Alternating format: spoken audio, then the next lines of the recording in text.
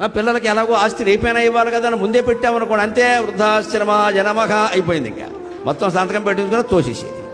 వీళ్ళ పరిస్థితి అలాగే ఉంది. అందుకని పెద్దవాళ్ళు ఎప్పుడూ ఆస్తులు మీద ఆదాయాన్ని పిల్లలకి ఇవ్వాలి, కానీ ఆస్తులు వాళ్ళ పేర పెట్టకూడదండి. మొహమాటం లేకుండా చెబుతున్నా.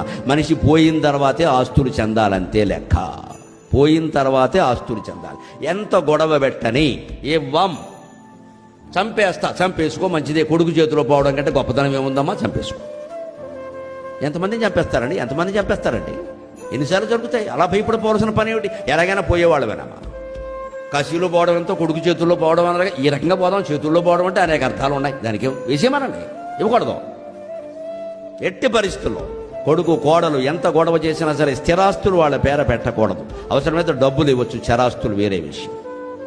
₹1,00,00,000 ఖరీదు చేసే స్థిరాస్తులు ఉంటాయి, పెట్టకూడదు. పెట్టాం, మా తర్వాత తీసుకోండి అంతే. జరిగింది అంటే ఈ వృద్ధుల పని అయిపోయినట్టే లెక్క.